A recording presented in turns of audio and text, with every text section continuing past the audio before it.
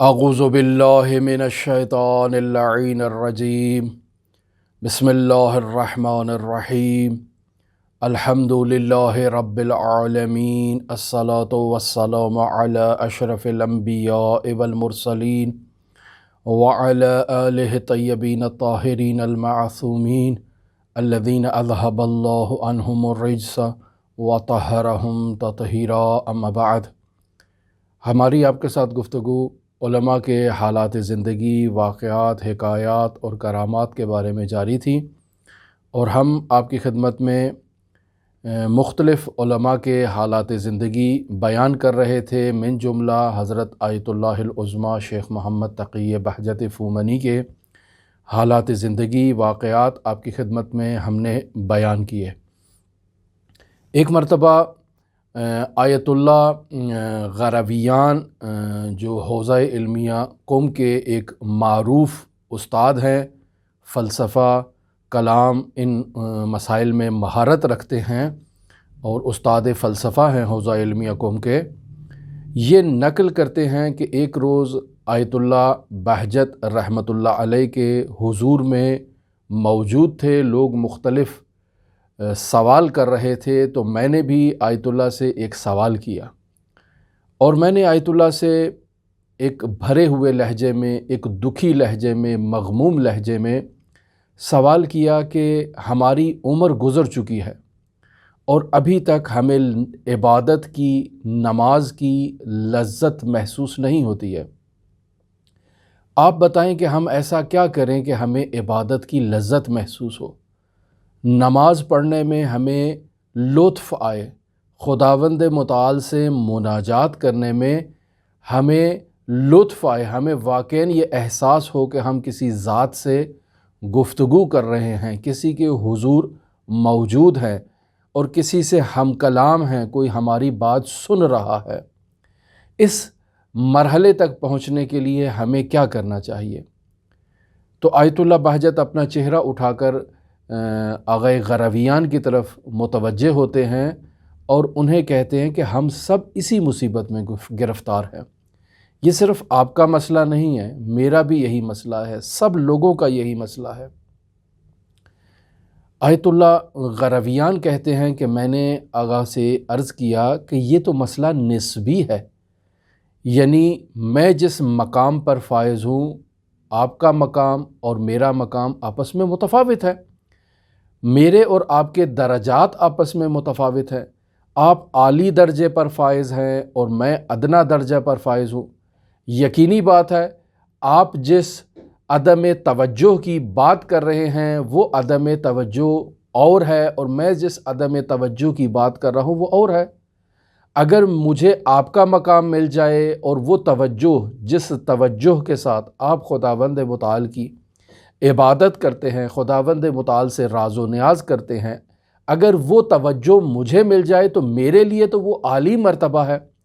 جبکہ میرا مرتبہ آپ کے مرتبے کے مقایسے میں ایک پست مرتبہ ہے، ایک نچلے لیول کا درجہ ہے اور رتبہ ہے۔ آیت اللہ بہجت آغا غرویان سے کہتے ہیں کہ ممکن ہے میں آپ کے مرتبے کی تمنا کروں اور خداوند متعال سے یہ دعا کروں کہ جو مرتبہ آپ کو ملا ہے وہ مرتبہ مجھے مل جائے، شاید میں اس کی تمنا کروں۔ تو آغا غرویان کہتے ہیں کہ یہ ایک حقیقت ہے کہ آپ ہم سے بہتر ہیں، آپ نے محنت کی ہے، آپ نے خداوند متعال کے حضور راز و نیاز کی ہے اور خداوند متعال نے آپ کو ایک مقام عطا کیا ہے، یہ ایک واضح بات ہے کہ آپ ہم سے بہتر ہیں۔ تو آیت اللہ بہجت وہ ایک معروف جملہ جو شب عاشور حضرت ثانیہ زہرا سلام اللہ علیہا نے حضرت سقینہ سلام اللہ علیہا کے سامنے بیان کیا تھا کہ امتو کے مثلو کے، اس جملے کا تکرار کرتے ہیں کہ میں آپ ہی کی طرح ہوں، کوئی فرق نہیں ہے، آپ ایسا تصور نہ کریں کہ میں کسی عالی مقام پر فائز ہوں اور کسی عالی رتبے پر فائز ہوں۔ لیکن آیت اللہ غرویان اصرار کرتے ہیں اور آغا بہجت سے دوبارہ تقاضا کرتے ہیں کہ ہمیں بتائیں کہ ہم نماز میں کیسے لذت محسوس کریں، کیسے خداوند متعال سے راز و نیاز کریں، کیسے خداوند متعال سے مناجات کریں، ہمیں عبادت کی لذت محسوس ہو۔ آیت اللہ بہجت رحمۃ اللہ علیہ فرماتے ہیں کہ دیکھیں نماز کے لیے کچھ مقدمات ہیں، کچھ مقدمات ایسے ہیں کہ جو نماز سے پہلے کے ہیں، اور کچھ مقدمات ایسے ہیں جو نماز کے دوران انجام دیے جانے چاہیے۔ اگر ان مقدمات کی رعایت کی جائے گی تو خود بخود خداوند متعال کی طرف انسان کی توجہ ہو جائے گی، اور جب انسان خداوند متعال کی طرف متوجہ ہو جائے تو یقینی بات ہے خداوند متعال سے ہم کلام ہوگا، خداوند متعال سے راز و نیاز کرے گا، گفتگو کرے گا، مناجات کرے گا، اور ایسے میں خداوند متعال سے مناجات کا لطف اسے خود بخود آئے گا، اسے خود بخود یہ جوش اور یہ جذبہ پیدا ہوگا کہ وہ خداوند متعال سے ہمیشہ ہم کلام رہے، زیادہ سے زیادہ نماز پڑھے، زیادہ سے زیادہ خداوند متعال سے گفتگو کرے۔ وہ مقدمات کیا ہیں؟ پہلا مقدمہ وہ جو نماز سے پہلے ہے، وہ مقدمہ یہ ہے کہ انسان گناہ کو اپنی زندگی سے ختم کر دے۔ گناہ انسان کے دل کو سیاہ کر دیتا ہے، ایک نقطے سے آغاز ہوتا ہے اور بڑھتا بڑھتا بڑھتا بڑھتا پورا انسان کا قلب جو ہے وہ سیاہ ہو جاتا ہے۔ لہٰذا اگر انسان اس گناہ سے اجتناب کرے تو وہ جو سیاہ داغ ہے انسان کے وجود میں وہ بڑھنا نہیں شروع ہوگا، وہ وہیں ٹھہر جائے گا، اور پھر انسان توبہ اور استغفار سے متوسل ہو کر اس سیاہ دھبے کو بھی اپنے قلب سے پاک کر سکتا ہے اور مٹا سکتا ہے۔ لہٰذا گناہ انسان کی روح کو مقدر کر دیتا ہے، انسان کی روح کو سیاہ کر دیتا ہے، انسان کے دل سے نورانیت کو ختم کر دیتا ہے۔ لہٰذا انسان کو یہ چاہیے کہ وہ گناہ کرے، اور گناہ کا اندازہ اس بات سے لگایا جائے کہ انسان ہر حقدار کو اس کا حق ادا کرے۔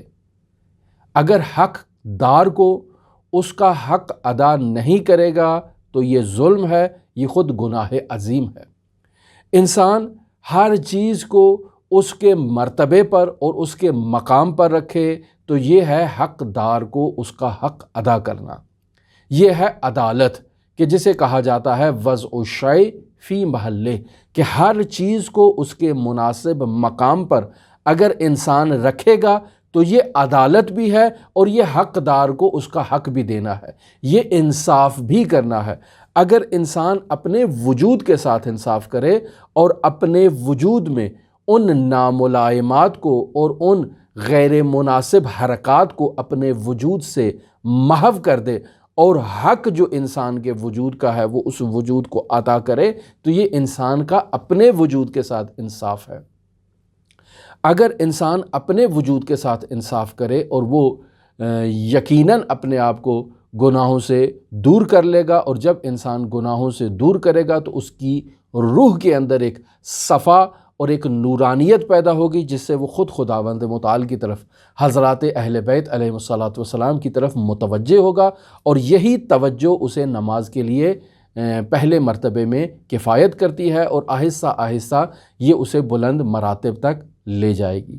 یہ وہ مقدمہ ہے جسے نماز سے پہلے انجام دینا چاہیے تاکہ انسان نماز کے لیے اس کے وجود میں ایک تبدیلی احساس ہو کہ وہ کس ذات سے ہم کلام ہونے کے لیے اس کی بارگاہ میں جا رہا ہے۔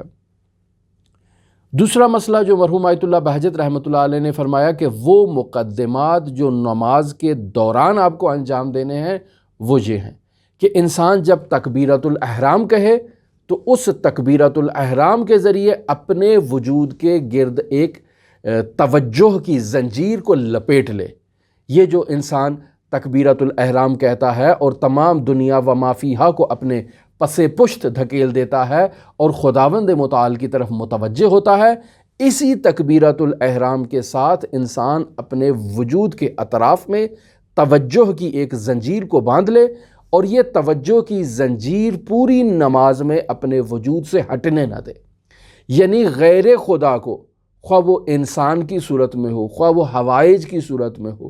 خواہ وہ خواہشات کی صورت میں ہو، وہ اس زنجیر کو توڑ کر اس زنجیر کے اندر داخل نہ ہونے پائے۔ اگر انسان اس توجہ کی زنجیر کو اپنے ارد گرد باندھ لے گا تو غیر خدا اس کے اندر نہیں آئے گا۔ جب غیر خدا نہیں آئے گا تو انسان ہمہ وقت اس نماز کی حالت میں خداوند متعال کی طرف متوجہ رہے گا۔ نہایت ہی مشکل آقا بہجت رحمۃ اللہ علیہ نے فرمایا کہ توجہ کی زنجیر اپنے ارد گرد باندھ لی جائے، اور یہ کوئی آسان کام نہیں ہے کہ انسان توجہ کی زنجیر اپنے اوپر باندھ لے۔ انسان اپنی سوچ کو غیر خدا سے منصرف کر دے، اپنے وجود کو ہمیشہ اور ہمہ وقت اس نماز کی حالت میں خداوند متعال کی طرف متوجہ قرار دے کہ وہ کس ذات میں کی طرف اور کس بارگاہ کی طرف متوجہ ہے اور کس کے حضور کھڑا ہے نماز کی ادائیگی کے لیے۔ جیسے ہی انسان غیر خدا کی طرف اس نماز کی حالت میں متوجہ ہونے لگے، یعنی کوئی غیر خدائی سوچ اس زنجیر کو توڑ کر اندر داخل ہونے لگے، تو فوراً انسان اسے باہر دھکیل لے اور دوبارہ اس زنجیر کو مضبوطی سے جو ہے وہ اپنے ارد گرد باندھ لے، تاکہ اس کی توجہ خداوند متعال کی طرف رہے اور غیر خدا کو جرأت نہ ہو کہ وہ اس نماز کے اندر داخل ہو سکے۔ اگر انسان ایسی توجہ کی زنجیر اپنے اطراف میں باندھنے میں کامیاب ہو جائے تو اس کی نماز معراج ہے۔ یہ جو کہا جاتا ہے کہ الصلاۃ معراج المؤمن، اس مومن کی نماز اب معراج ہوگی اور یہ اسے خداوند متعال کے حقیقی حضور تک لے جائے گی، اور ایسے میں انسان خداوند متعال سے مناجات، خداوند متعال سے گفتگو، خداوند متعال سے راز و نیاز میں لطف حاصل کرے گا، اور اسے مزید اشتیاق ہوگا کہ وہ مزید توجہ کے ساتھ خداوند متعال کے حضور عبادت کرے۔ انسان کو جب یقین حاصل ہو جاتا ہے تو اس یقین کے نتیجے میں انسان کے وجود میں ایک تڑپ پیدا ہوتی ہے، یعنی یہی یقین حاصل ہو جائے کہ میں خداوند متعال کی بارگاہ میں جانے لگا ہوں، یہ یقین ہو انسان کو، تو انسان اس یقین کے لیے مقدمات فراہم کرتا ہے۔ انسان خود کو تیار کرتا ہے، خود کو آراستہ کرتا ہے، خود کو مزین کرتا ہے مکارم اخلاق سے، تاکہ جب اس کی بارگاہ میں جائے تو انسان خود کو اس کی بارگاہ میں کھڑے ہونے کے لیے لائق سمجھے اور اس قابل سمجھے کہ وہ اس کی بارگاہ میں کھڑا ہو سکتا ہے۔ عین اسی طرح جس طرح انسان اس دنیا میں کسی بہت بڑے نامی گرامی شخص کے حضور اگر شرف یاب ہونا چاہے تو انسان کیا کرتا ہے، کیا مقدمات فراہم کرتا ہے؟ اپنے ظاہری جو لباس ہے اس کی وضعیت کو مرتب کرتا ہے، اپنے چہرے کو مرتب کرتا ہے، عطر اور خوشبو لگاتا ہے، ایسی ظاہری بناوٹ اختیار کرتا ہے کہ جس کی بارگاہ میں اور جس عظیم المرتبت انسان کے سامنے جا رہا ہے وہ اسے پسند کرے، اس سے متنفر نہ ہو، اس سے اچھی طرح سے برخورد کرے اور اسے اچھی طرح سے گرم جوشی سے اس کا استقبال کرے، لہٰذا اپنے آپ کو ظاہری طور پر آراستہ کرتا ہے، باطنی طور پر بھی اپنے آپ کو آراستہ کرتا ہے، یعنی اپنے جملوں کو مرتب کرتا ہے جن کلمات کو اس نے اس شخصیت کے سامنے ادا کرنا ہے۔ تو ایسے میں انسان کی توجہ ہوتی ہے کہ جس شخص کے سامنے، عظیم المرتبت شخص کے سامنے جا رہا ہے، اس شخص کے سامنے اس کا ظاہر اور اس کا باطن آپس میں ایسے ملے ہوئے ہوں، ایسے آپس میں ہم آہنگ ہوں کہ وہ عظیم المرتبت شخصیت اس کو اپنی بارگاہ میں تسلیم کر لے، اس کا احترام کرے، اس کو عزت دے اور اسے محترم شمار کرے۔ تو ایسے میں انسان جب ایک ظاہری انسان کے ملاقات کے لیے اس قدر اہتمام کرتا ہے، تو اگر اس کا آدھا بھی خداوند متعال سے ملاقات کے لیے انسان اہتمام کرے تو یقینی بات ہے انسان کو خداوند متعال کی طرف سے بھی مدد ملے گی اور خداوند متعال بھی اس کے ساتھ تعاون کرے گا۔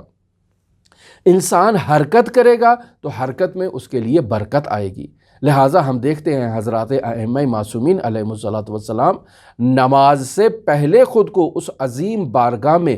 حاضر کرنے کے لیے تیاری کیا کرتے تھے۔ باقاعدہ وضو کرتے وقت حضرات ائمہ معصومین علیہم الصلاۃ والسلام کا رنگ متغیر ہو جاتا تھا، اور جب افراد پوچھتے تھے کہ آپ کے چہرے کا رنگ کیوں تبدیل ہے تو فرماتے تھے ایک عظیم ذات کی بارگاہ میں ہم حاضر ہونا چاہتے ہیں، تو کیسے ہم خود کو تیار نہ کریں کہ ہم اس عظیم المرتبت ذات کے حضور شرفیاب ہونا چاہتے ہیں۔ تو ایسے میں اگر انسان انہی مسائل کی طرف توجہ دے جو مرحوم آیت اللہ بہجت نے بیان کیے ہیں، یعنی نماز سے پہلے انسان کوشش کرے کہ اپنے وجود سے گناہ کو برطرف کر دے، گناہ کو محو کر دے، لہٰذا نماز سے پہلے استغفار بھی اس بات کی ایک دلیل ہے کہ انسان اپنے وجود سے تمام قباحتوں کو دور کرنا چاہتا ہے، اور پھر جب تکبیرۃ الاحرام کہتا ہے تو اس کا مطلب یہی ہے کہ انسان الدنیا وما فیہا کو اپنے پیچھے ڈال رہا ہے، اور اب اپنا توجہ جو ہے وہ خداوند متعال کی طرف کر رہا ہے۔ اب جب اس کی توجہ خداوند متعال کی طرف ہے تو اسی توجہ کی ایک زنجیر انسان اپنے ارد گرد باندھ لے، اور اس زنجیر میں کسی کو داخل نہ ہونے دے۔ یعنی غیر خدا جسے میں نے اپنی پشت پہ ڈال دیا ہے اور پیچھے دھکیل دیا ہے، اب وہ پیچھے ہے، وہ میرے اس وجود میں یعنی میرے ذہن میں اور میرے خواطر میں داخل نہیں ہو سکتا ہے۔ اگر وہ داخل نہیں ہوگا تو میں خداوند متعال کی طرف متوجہ ہو کر یہ ایک نماز پڑھوں گا۔ اگر انسان ریاضت کرے اور محنت کرے اور ایک نماز اس انداز میں پڑھ لے تو انسان کو اس نماز کی حقیقت کا علم ہو جائے گا، اور پھر وہ اس نماز سے دوری نہیں کرے گا۔ لہٰذا مرحوم آیت اللہ بہجت کہتے تھے کہ انسان اس توجہ کی زنجیر کو اپنے ارد گرد باندھ لے، یہ یقین حاصل کر لے کہ وہ ایک عظیم ذات کے حضور حاضر ہو رہا ہے، الدنیا وما فیہا کو پس پشت ڈال دے۔ اب اگر وہ اس یقین کے ساتھ آگے قدم بڑھائے گا تو خداوند متعال اس کی مدد کرے گا۔ اور مزید انسان توجہ کے لیے کیا کرے؟ مرحوم آیت اللہ بہجت رحمۃ اللہ علیہ فرمایا کرتے تھے کہ انسان امام زمان اجل اللہ تعالی فرجہ شریف سے توسل کرے۔ امام زمان علیہ آلاف التحیت و ثنا سے توسل کے نتیجے میں انسان اپنی اس نماز میں مدارج عالیہ طے کر سکتا ہے۔ ہماری آپ کے ساتھ گفتگو مرحوم علماء کے حالات زندگی، واقعات، حکایات کے بارے میں جاری تھی اور جاری رہے گی انشاءاللہ۔ اگر آپ دلچسپی رکھتے ہوں تو ہمارے ساتھ رہ سکتے ہیں۔ اللہم صلی علی محمد و آل محمد وعجل فرج قائم آل محمد۔